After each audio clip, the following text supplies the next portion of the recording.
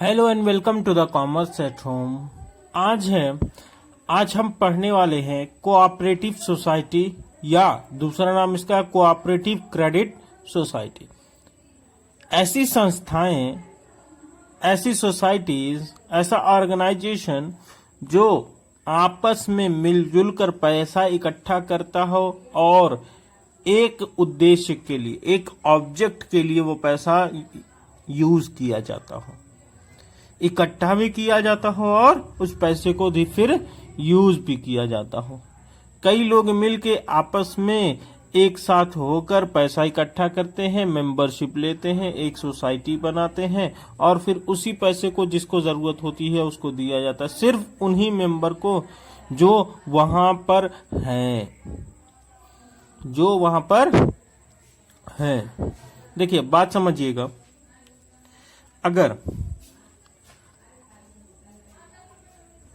अगर इस वीडियो को 11th के बच्चे देख रहे हैं BST बिजनेस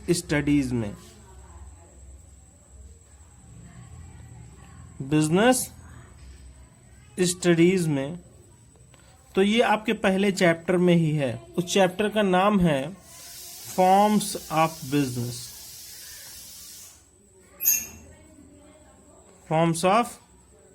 बिजनेस।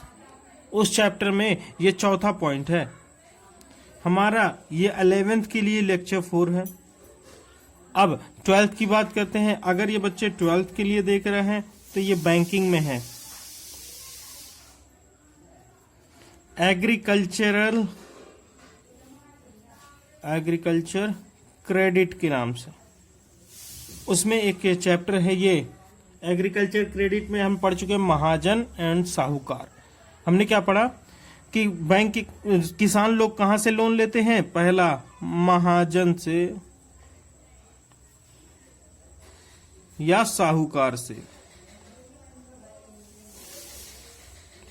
उसके बाद आज पढ़ने वाले हैं कि कोऑपरेटिव सोसाइटी से लेते हैं। कोऑपरेटिव सोसाइटी ऐसी सोसाइटी जो लोन देने का काम करती है, क्रेडिट देने का काम करती है। कोऑपरेटिव क्रेडिट सोसाइटी, ठीक है। Cooperative credit society. ध्यान रखिएगा इस बात का कि हम किसके लिए पढ़ रहे हैं।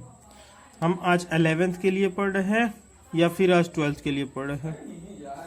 अगर आप 12th में हैं तो इसके बेसिस पे बीच में एक टॉपिक अलग हो जाएगा, मैं इस क्लास को अलग कर दूंगा, और ये टॉपिक अलग हो जाएगा, इस क्लास को मैं अलग कर दूंगा। जहां तक कॉमन है मैं एक साथ ही बना रहा हूं। जहां तक कॉमन है दोनों के लिए, वहां तक की बातें एक साथ ही रहने देते हैं। अलग अलग करने की जरूरत क्या है भाई? ठीक है,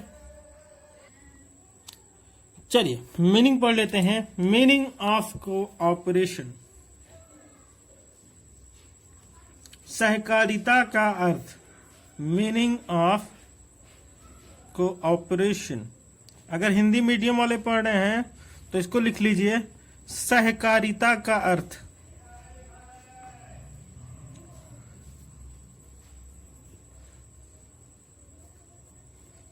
सहकारिता का अर्थ।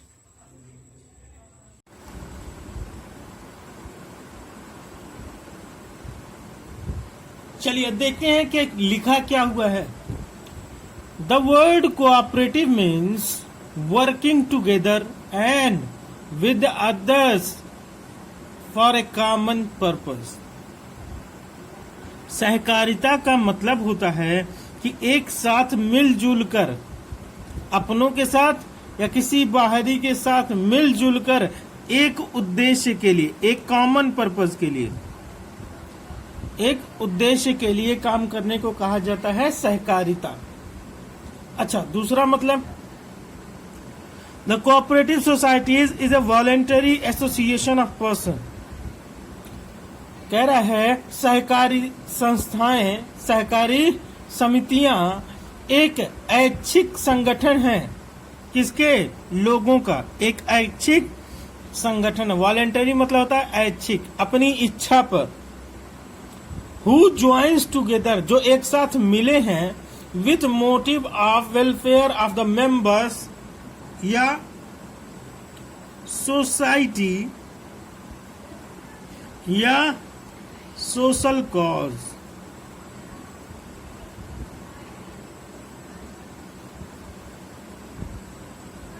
मेंबर्स, सोसाइटी या सोशल कॉज के लिए। अच्छा, एक एग्जाम्पल देते हैं जिस एग्जाम्पल के थ्रू हम आपको पूरी बात समझाएंगे। ठीक है, पहले डेफिनेशन लिख लीजिए अपने सामने, हिंदी में हो तो हिंदी में जो मैंने बोला है वो लिख लीजिए। चलिए एक एग्जाम्पल लेते हैं, एग्जाम्पल के थ्रू समझेंगे। मान लेते हैं कोई आदमी है ए, इसने सोचा कि समाज में बहुत सारे बूढ़े लोग रहते हैं, समाज में बहुत सारे बूढ़े लोग रहते हैं, उनको इनकी देखभाल करने वाला कोई नहीं होता। तो उसने बात करी बी से, ए बी ने फिर बात करी सी से, ए बी से ने फिर बात करी डी से, फिर ई से, फिर एफ से। ऐसे ही लोग बढ़ते गए, आपस में बात करते करते बढ़ते गए। और क्या बात की है कि देखो यार, बहुत ज्यादा बुजुर्ग लोग रहते हैं जिनकी देखभाल करने वाला कोई नहीं होता, चलो एक ऐसी संस्था बनाते हैं, एक ऐसी संस्था बनाते हैं जिसमें पैसा इकट्ठा किया जाएगा। हम सारे लोग मिलके पैसा इकट्ठा किया जाएगा।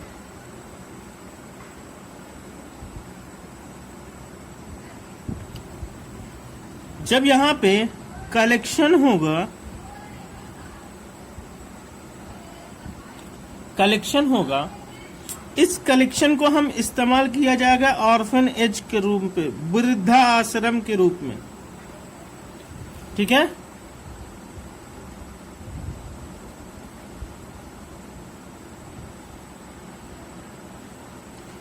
आजकल तो एक वेब सीरीज भी चल रही है आश्रम, है ना, देख रहे हैं कि नहीं? देखते रहिए। वृद्धा आश्रम के रूप में हम इस पैसे को इस्तेमाल करेंगे, जितने बूढ़े लोग आएंगे उस पर खर्च किया जाएगा। या फिर वृद्धा आश्रम नहीं, मान लेते हैं ये लोग सारे किसान थे, सारे किसान थे, फार्मर्स। अब फार्मर्स के पास पैसे तो बहुत कम होते हैं। ABC ने कहा हम लोग ऐसे किसान हैं जिनके पास पैसे होते हैं, लेकिन कभी कभी जरूरत पड़ जाती है तो पैसे इकट्ठा करना मुश्किल हो जाता है। तो DEF भी तैयार हो गए। हाँ यार, सही कह रहे हो, तुम गलत नहीं कह रहे हो। कभी कभी अचानक से हमको कुछ खरीदना पड़ जाता है तो हम लोग पैसा इकट्ठा नहीं कर पाते। ऐसा करेंगे, अपने पैसे में से हर महीने 2000 रुपए सब लोग, 2000 रुपए सब कोई यहां पे डालेगा, एक फंड बनाया जाएगा। ठीक है, उसको कोऑपरेटिव सोसाइटी है, कोऑपरेटिव सोसाइटी बनाया जाएगा। और इस फंड को इस्तेमाल कब किया जाएगा? जब ABCDEF में किसी के पास पैसे की कमी होगी। तो मान लेते हैं E को जरूरत पड़ गई, तो देखो साल भर में पैसा कितना इकट्ठा हुआ। कितने लोग हैं? ABCDEF, 6 लोग हैं। हर महीने देते हैं 2000 रुपए। कितना? 2000। तो हर महीने की कलेक्शन कितनी हो गई बेटा? 12000। और पूरे साल की कलेक्शन 12 से मल्टीप्लाई कर दीजिए, 12 मंथ होते हैं, तो कितना आ जाएगा? 1,44,000। साल भर में कितना पैसा इकट्ठा हो गया? 1,44,000 रुपए। अब ई को जरूरत पड़ी अगर, तो वो वहां से लोन के रूप में पैसा ले सकता। अच्छा, एक कंफ्यूजन है कि सर ये लोन जो ले गया क्या इसे वापस करना है? हाँ बेटा, इस पैसे को ई धीरे धीरे करके वापस करेगा। फिर अगले साल चलता रहा, फिर से 1,44,000 रुपए और इकट्ठा हुए। सी को जरूरत पड़ गई, सी ने कहा हमको भी लोन चाहिए, तो उसको भी लोन दिया जाएगा, बट बहुत मिनिमम इंटरेस्ट रेट पे या ना के बराबर। हो सकता है इंटरेस्ट लगे भी ना। ऐसे नॉर्मली बैंक से लेते तो इंटरेस्ट लगता, महाजन या साहूकार से लेते तो इंटरेस्ट लगता बहुत ज्यादा। लेकिन अपनी सोसाइटी बनाई, 2-2 हजार सिर्फ इकट्ठा किया, सिर्फ 2-2 हजार रुपए इकट्ठा किया सब ने हर महीने, तो कितना पैसा इकट्ठा हो गया, एक बहुत ह्यूज अमाउंट इकट्ठा हो गया। तो जब कई लोग मिलके एक संस्था बनाते हैं एक दूसरे की सहायता के लिए, तो उसी संस्था को, उसी एसोसिएशन को क्या बोला जाता है, कोऑपरेटिव सोसाइटी या सहकारी संस्थाएं, सहकारी समिति।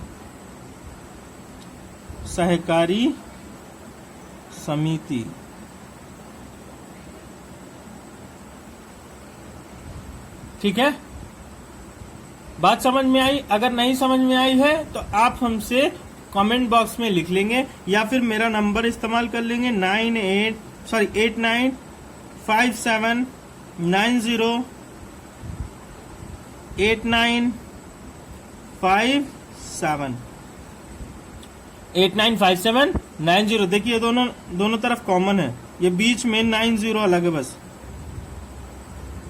नंबर याद करने में भी आसान है। ठीक है, नंबर याद कर लीजिएगा। अगर नहीं याद होता है तो सेव कर लीजिएगा। आप इस पे हमें व्हाट्सएप भी कर सकते हैं और आप कमेंट बॉक्स में भी हमसे क्वेरी पूछ सकते हैं। चलिए अगला पॉइंट क्या है सर हमारा? एलिमेंट्स या फीचर्स।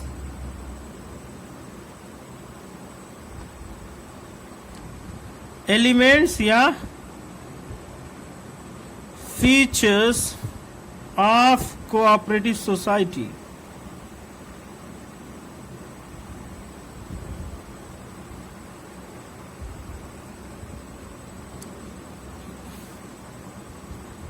एलिमेंट्स या features of cooperative society. Elements पढ़ने से पहले एक बात और बता दूं आपको कि जब कोई कोऑपरेटिव सोसाइटी बनती है तो उसका रजिस्ट्रेशन कंपलसरी होता है। रजिस्ट्रेशन कंपलसरी होता है और वो रजिस्टर कराई जाती है एक एक्ट के थ्रू जिसका नाम है कोऑपरेटिव सोसाइटीज एक्ट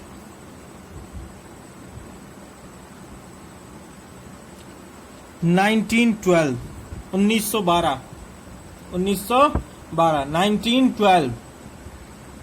चलिए अब आ जाते हैं अपने एलिमेंट्स या फीचर्स ऑफ कोऑपरेटिव सोसाइटी।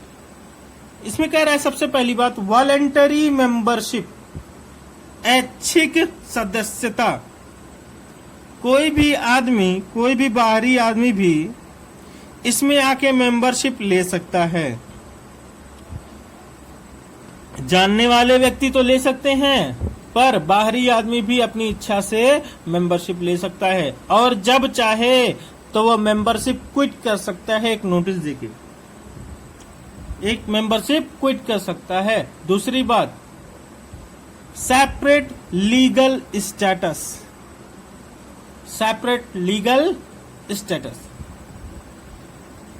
पृथक अस्तित्व। हिंदी में क्या बोलते हैं? पृथक अस्तित्व। यह ऐच्छिक सदस्यता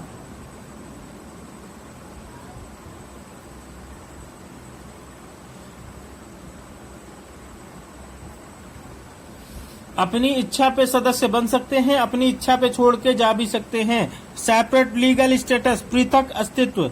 जो एक संस्था बनाई गई है उस पे किसी का अधिकार नहीं होता। जितने लोग हैं वो उसके मेंबरशिप बन सकते हैं, ओनर नहीं बन सकते। मेंबर बन सकते हैं पर ओनर नहीं बन सकते। इसलिए कह रहा है कोई मालिकाना हक नहीं होता। सोसाइटी एक अलग है और उसके मेंबर अलग हैं। अच्छा, लिमिटेड लायबिलिटी। लायबिलिटी इनकी लिमिटेड होती है to the extent of membership. भैया मेंबरशिप में जितना अधिकार है सिर्फ उतनी ही लायबिलिटी होती है, सिर्फ लिमिटेड लायबिलिटी होती है। कुछ नुकसान हो गया तो जितना पैसा मेंबर सोसाइटी में है सिर्फ उतना ही भरा जाएगा जितनी एसेट है। कंट्रोल, कंट्रोल किसके द्वारा किया जाता है? एक आदमी के द्वारा। अच्छा, कैसे सर? सारे मेंबर्स जो होते हैं, सारे मेंबर्स, ये डेमोक्रेटिक तरीके से चलता है। हर आदमी का एक वोट होता है। एक आदमी बराबर एक वोट, एक पर्सन बराबर एक वोट होता है। एक आदमी एक वोट दे सकता है। जिस आदमी को चुना जाता है वोट देके, हमने जिताया, जैसे कि हम वोट देके अपना मुख्यमंत्री चुनते हैं, हम वोट देके अपना प्रधानमंत्री चुनते हैं, ठीक उसी तरह ये सोसाइटी पे कौन कंट्रोल रखेगा? तो उसके लिए एक दो लोग खड़े होते हैं कि हम ध्यान देंगे, हम ध्यान देंगे। तो दो लोगों में चुना जाता है कौन किसको ज्यादा वोट मिला। जिसको ज्यादा वोट मिलता है उसी के द्वारा पूरी सोसाइटी पे कंट्रोल किया जाता है। अच्छा, ये सर्विस मोटिव होनी चाहिए, प्रॉफिट मोटिव नहीं।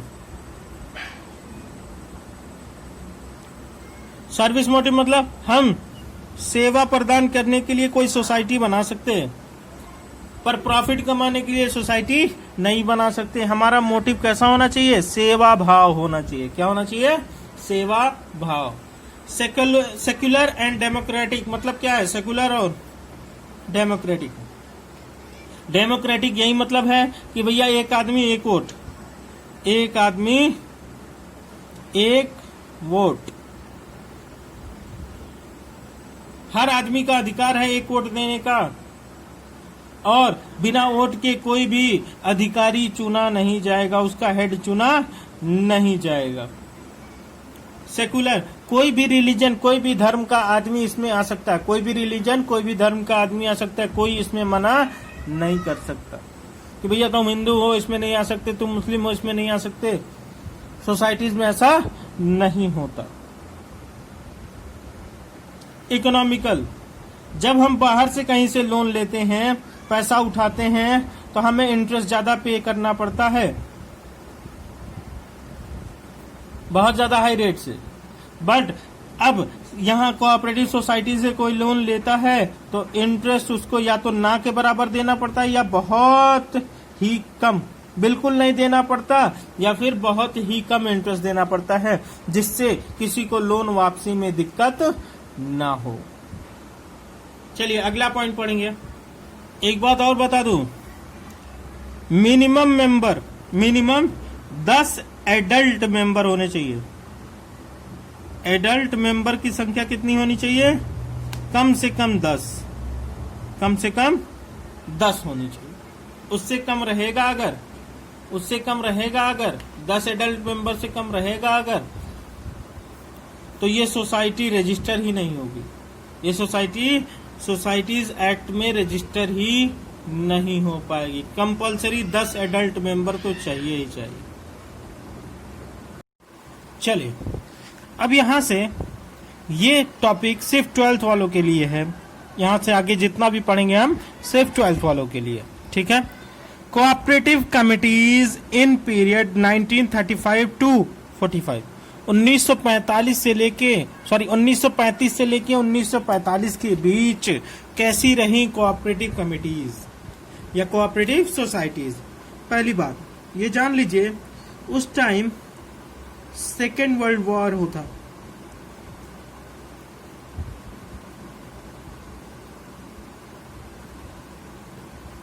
आरबीआई बना था इंपीरियल बैंक को तोड़कर।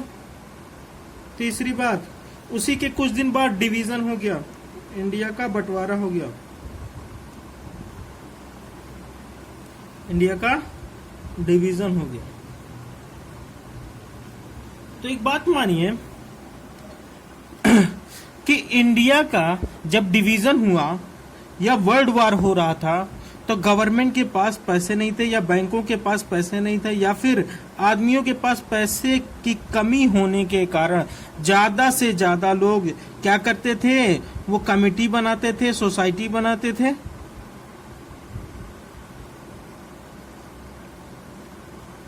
और एक दूसरे की सहायता के लिए पैसे को इकट्ठा करते थे, एक दूसरे की सहायता के लिए पैसा इकट्ठा करते थे। उसी टाइम पे आरबीआई का भी गठन हुआ था, इंपीरियल बैंक को तोड़कर एक एसबीआई बनाया गया और एक आरबीआई बनाया गया। तो जब पैसे की कमी होने लगी, पैसे की बहुत ज्यादा जरूरत पड़ने लगी, तो लोगों ने क्या किया, गवर्नमेंट के भरोसे ना बैठकर उन्होंने क्या किया, कमिटीज बनाना शुरू किया। अब वो जनरल पब्लिक भी बना सकती हैं, गवर्नमेंट भी कमेटी बना सकती है, स्टेट या फिर डिस्ट्रिक्ट लेवल पे, है ना। तो जैसे जैसे कमिटीज बनती गई, लोगों को और पैसे का इंतजाम होता गया। ठीक है, अब ये एग्रीकल्चरल भी हो सकती है, मतलब खेती बाड़ी से रिलेटेड भी हो सकती थी, और नॉन एग्रीकल्चरल गैर कृषि भी हो सकती थी। ठीक है, चलिए देखते हैं कितने लेवल पे काम करती है, किस स्तर पे काम करती है कोऑपरेटिव सोसाइटी। चलिए देखते हैं, 3 लेवल पे ये काम करते हैं, 3 लेवल पे। पहला, प्राइमरी कोऑपरेटिव सोसाइटी। क्या है प्राइमरी? जिनमें आम आदमी, जैसे एबीसीडी, हमने एक एग्जांपल लिया था एबीसीडी का, तो ये 2 तरह की होती है, एक एग्रीकल्चर वाली, कृषि समिति, या दूसरा नॉन एग्रीकल्चर वाली। मतलब ऐसी समितियां जो अगर एग्रीकल्चर से रिलेटेड होंगी तो एग्रीकल्चरल कोऑपरेटिव सोसाइटी, और दूसरा अगर वो कृषि से रिलेटेड नहीं है तो नॉन एग्रीकल्चरल कोऑपरेटिव सोसाइटी। जैसे कि 2 एग्जांपल दिया था मैंने कि अगर किसान लोग मिलके एक सोसाइटी बनाते हैं और खेती बाड़ी में उस पैसे का इस्तेमाल करेंगे तो वो सोसाइटी क्या कहलाएगी, कृषि साख समिति, कृषि सहकारी साख समिति। दूसरा नॉन एग्रीकल्चरल में गैर कृषि सहकारी साख समिति। अच्छा, जैसे कि लोगों की मदद करना, आपस में हम लोग कभी कभी ऐसा होता है पैसे की कमी पड़ जाएगी तो 4-5 लोग मिलके काम कर रहे थे, पैसा इकट्ठा कर रहे थे, जब जिसको जरूरत होगी, अब वो जरूरी नहीं कृषि हो, किसी भी काम के लिए, अगर कृषि के लिए तो एग्रीकल्चरल, और जब कृषि में यूज नहीं होगा पैसा तो नॉन एग्रीकल्चरल। ठीक है, यहाँ पे देखिए प्राइमरी कोऑपरेटिव में कैपिटल का इंतजाम कहां से होता है भैया, उनके मेंबर्स से होता है।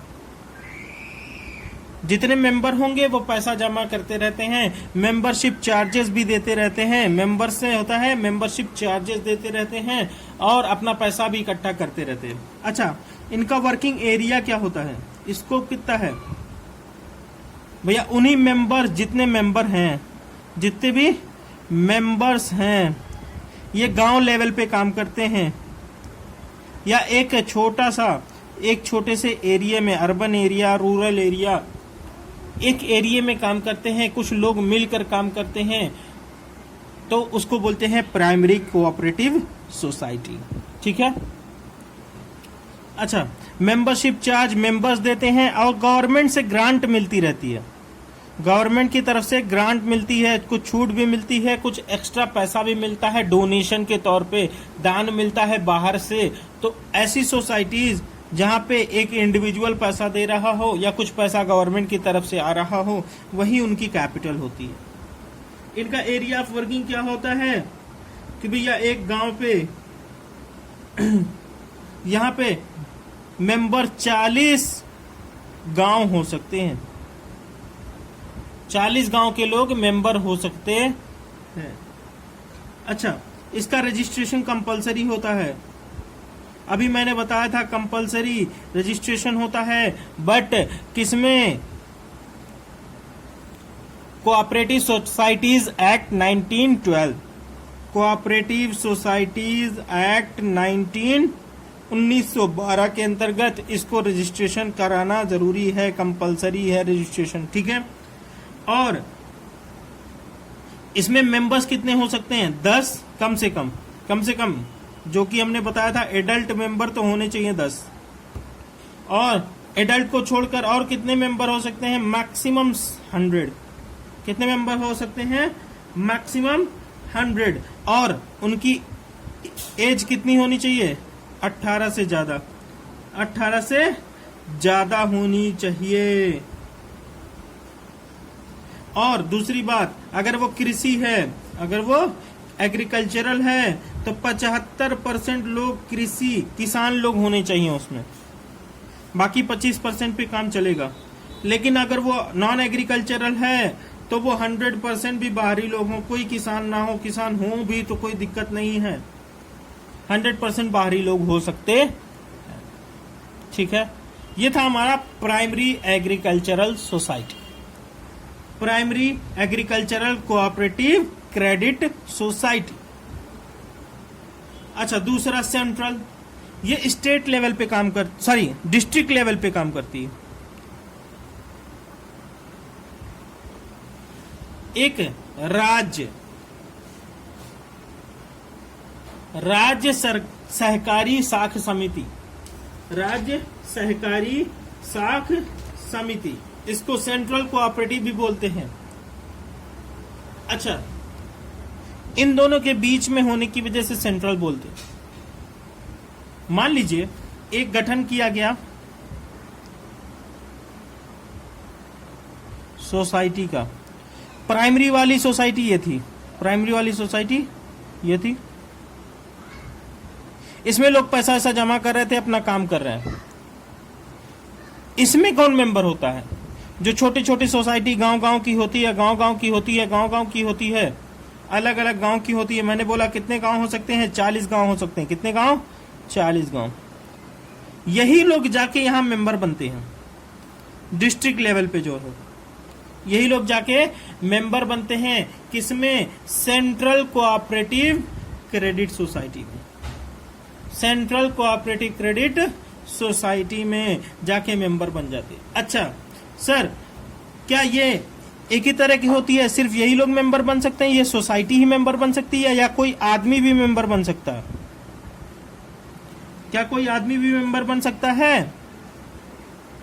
हाँ बेटा, बिल्कुल मेंबर बन सकता है। ये दो तरह की होती है,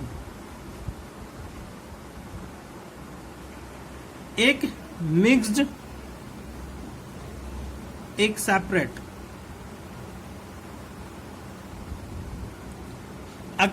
अगर ये सेपरेट वाली डिस्ट्रिक्ट कोऑपरेटिव सोसाइटी है तो इसमें सिर्फ और सिर्फ जो गांव के लेवल पे सोसाइटी थी वही जाके मेंबर बनती। लेकिन अगर ये मिक्स्ड है, तो इसमें ये लोग तो मेंबर बन ही सकते हैं, बल्कि एक इंडिविजुअल भी जाके मेंबर बन सकता है, इंडिविजुअल भी जाके मेंबर बन सकता है। इनको पैसा कहां से मिलता है? इनको पैसा कहां से मिलता था? गांव वाले को, भैया जितने भी मेंबर होते थे वो पैसा लाते थे, या गवर्नमेंट की तरफ से दान मिलता था, ठीक है। इसमें पैसा कहां से आता है? जो डिस्ट्रिक्ट पे है, जो डिस्ट्रिक्ट लेवल पे है, इसको पैसा कहां से मिलता है? ये मिलता है इन कोऑपरेटिव सोसाइटीज से, ठीक है, जनरल इंडिविजुअल से, कोई इंडिविजुअल से, और गवर्नमेंट की तरफ से ग्रांट वगैरह मिलती हैं, कुछ डोनेशन वगैरह मिलता है। गवर्नमेंट क्या करती है? कुछ डोनेट कर देती है इसमें, ताकि ये सोसाइटी अच्छा काम कर रही हैं, लोगों का भला कर रही हैं, तो इनको डोनेशन मिलना चाहिए। अच्छा, डिस्ट्रिक्ट से ऊपर कौन आता है? डिस्ट्रिक्ट से ऊपर स्टेट कोऑपरेटिव सोसाइटी, तीसरा।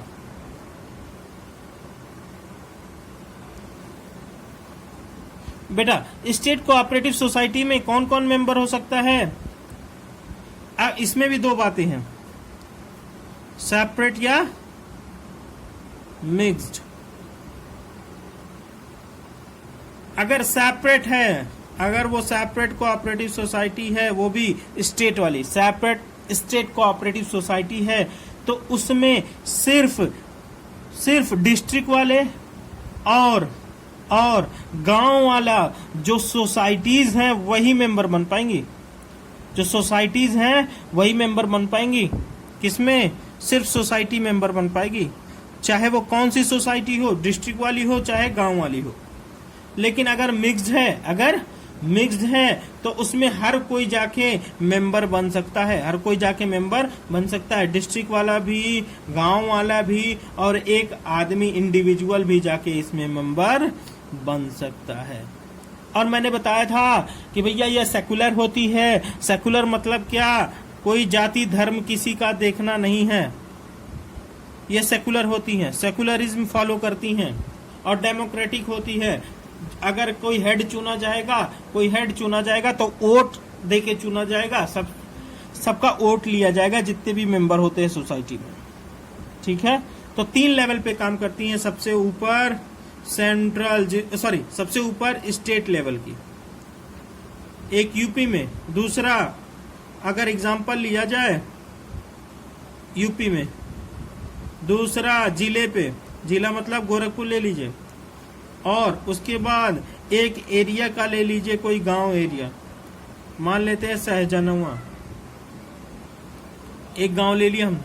गांव लेवल पे सोसाइटी है, उसमें गांव के लोग आएंगे। जीकेपी गोरखपुर डिस्ट्रिक्ट के लेवल पे होगी तो सहजनवा के पूरे लोग आ सकते हैं, और सहजनवा में जितनी सोसाइटीज होंगी वो भी आ सकती हैं। और अगर हम स्टेट यूपी लेवल की बात करें तो 2 तरह की बात, जीकेपी के लोग भी आ सकते हैं, सहजनवा के लोग भी आ सकते हैं, और एक जनरल इंडिविजुअल भी आके मेंबर बन सकता है। ठीक है, इनका एरिया ऑफ वर्किंग पूरा स्टेट होता है, इनका एरिया ऑफ वर्किंग पूरा डिस्ट्रिक्ट होता है, और इनका पूरा गांव होता है। ठीक है, चलिए अब आगे देखते हैं अगला टॉपिक। चलिए अब हम पढ़ेंगे cooperative societies, advantages and disadvantages. Cooperative society के कुछ गुण और कुछ दोष, कुछ गुण और कुछ दोष। ठीक है, चलिए देखते हैं। देखते हैं कि क्या है फायदे। इक्वलिटी इन वोटिंग, मैंने आपसे बताया हर आदमी का अधिकार होता है वोट करने का, एक आदमी बराबर एक वोट, एक आदमी बराबर एक वोट। क्यों भैया? एक आदमी को हेड, जब कोई काम करवाना हो तो उस सोसाइटी की देखभाल करने वाला एक आदमी होता है, मेन हेड जो होता है।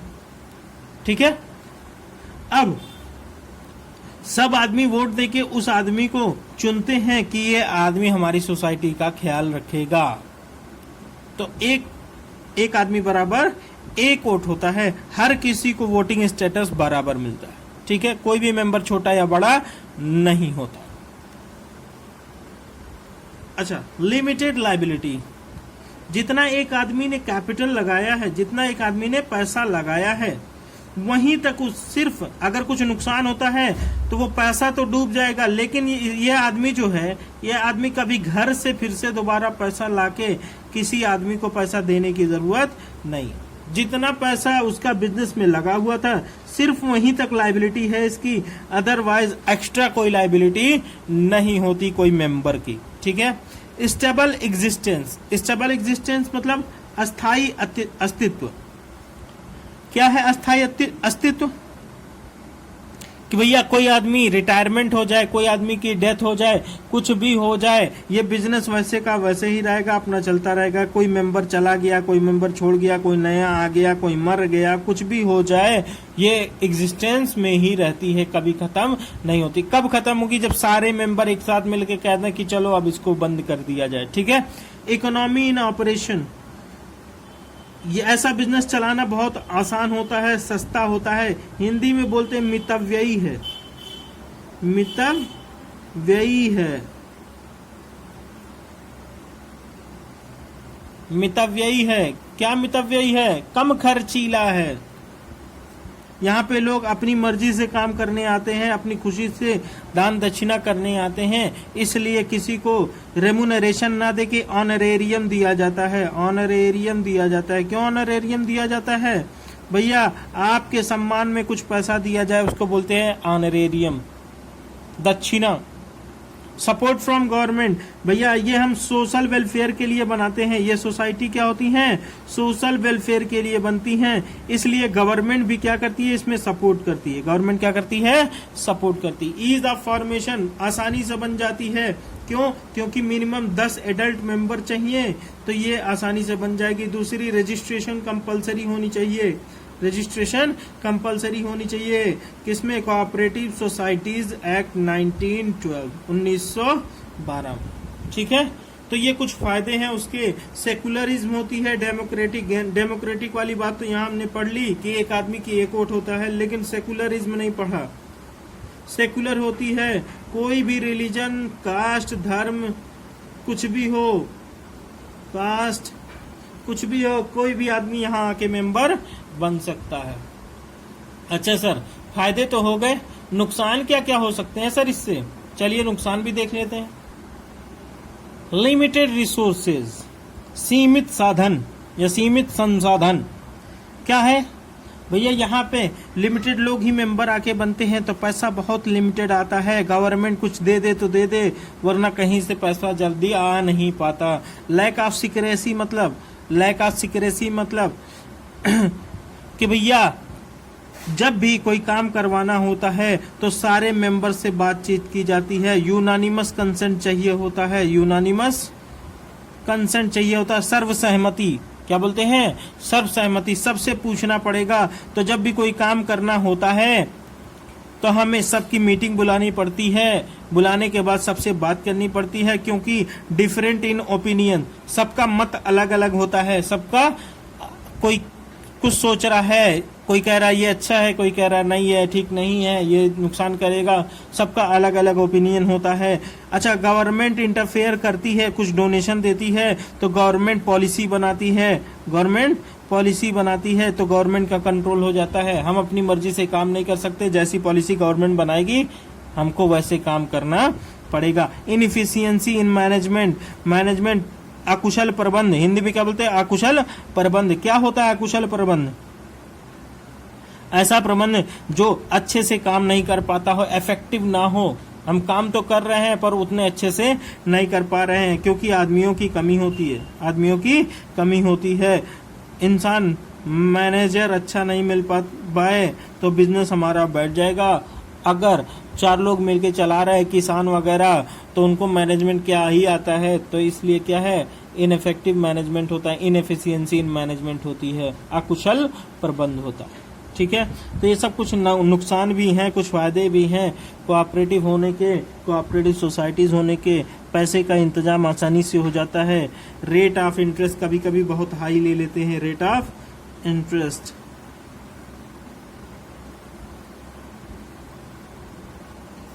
इंटरेस्ट से भी दिक्कत आती है, लोगों को नुकसान हो सकता है इसमें। ठीक है, खैर ज्यादातर कोऑपरेटिव सोसाइटीज में रेट ऑफ इंटरेस्ट बहुत मिनिमम रखा जाता है, क्योंकि ये एक दूसरे की हेल्प करने के लिए बना था, कोई प्रॉफिट कमाने के लिए नहीं बना था।